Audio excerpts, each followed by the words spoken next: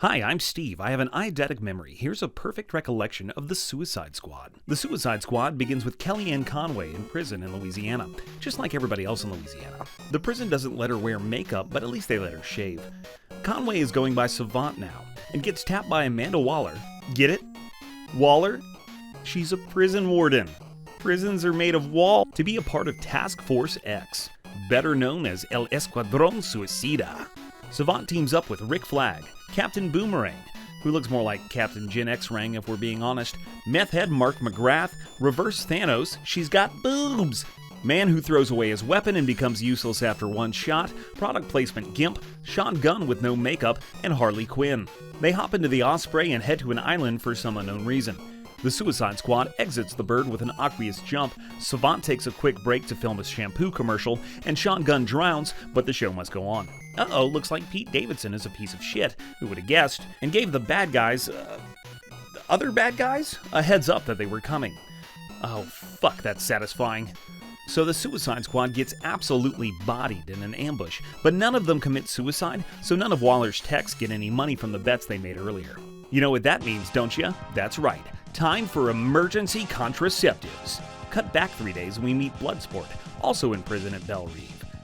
Waller wants Bloodsport to join the Suicide Squad, but he don't wanna. So Waller says he can either be in Task Force X or be in Scared Straight, but after dealing with only a single teenage girl, he'd rather die, so he agrees to go on the mission. Waller walks him through the prison and we're introduced to the Suicide Squad too.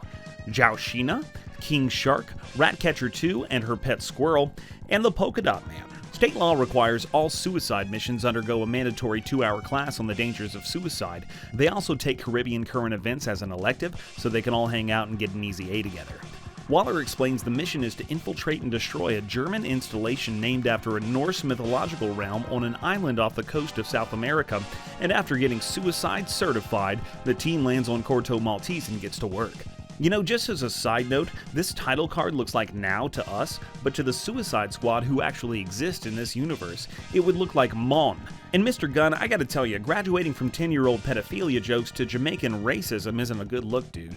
Might be time for a co-writer to put you on a leash. While Plan B Squad debates who can eat more dicks now that famous vigilante Dick Gobbler died on the last mission. But if this whole beach was completely covered in dicks, and somebody said I'd eat every dick until the beach was clean for liberty, I would say no problemo. What? We're shown Harley Quinn getting captured by the Corto Maltese army, and Flag getting captured by the hot chick from Predators. She can take me prisoner any day.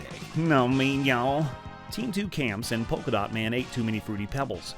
Been there, bud. Some boring character building happens, fucking yawn James Gunn, but it's alright because the entire scene exists just so he can be treated to a few brief seconds of Zhao Shina's monster dong. Look at that thing, I bet it has its own WWE Championship belt. Anyway, the techs find Rick Flag's transponder and Team 2 is sent to rescue him, but on the way they decide to kill all the counselors at my old summer camp.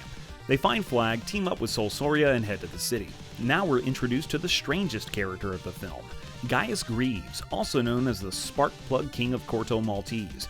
The dictator of the island has killed Greaves' team because he fears the power of the Sparkplug Empire, but works out a deal with them for a lifetime limited replacement guarantee within the next 30 days and avoids getting bled himself. Harley's doing some light bondage, but then gets to go on a date with El Presidente. They have premarital sex, and he tells Harley he's really into gunplay, but they don't follow the first fucking rule of firearms safety. And now Harley is single again. Oh man, this frees up stuff for Poison Ivy in the next movie. I love it when Poison Ivy and Harley Quinn rub their nipples on each other because they're lesbians. That's you. That's how gross you sound.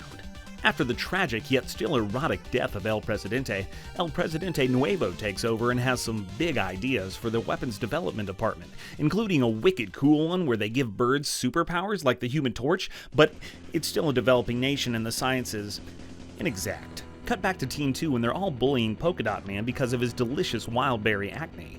Good to know high school never ends. The team rescues a friendly bus driver named Milton from a military checkpoint, and Milton agrees to transport them into the city. After some more droll, tired character development, they arrive at a bar called La Gatita Amable, Spanish for the amiable gat, though there don't seem to be a lot of guns around, but who understands bar names anyway.